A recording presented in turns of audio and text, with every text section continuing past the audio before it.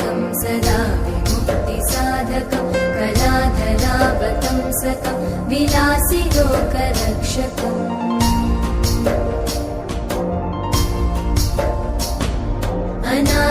अनायकैकनायकं विनाशिते भदैत्यकं लताशुभाशुनाशकं नमामि तं विनायकम्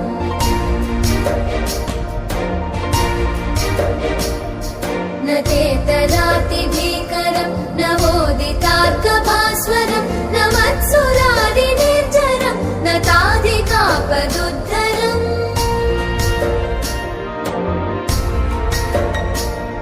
सुरेश्वरं निधीश्वरं गजेश्वरं गणेश्वरं महेश्वरं तमाश्रये परात्परं निरन्तरम्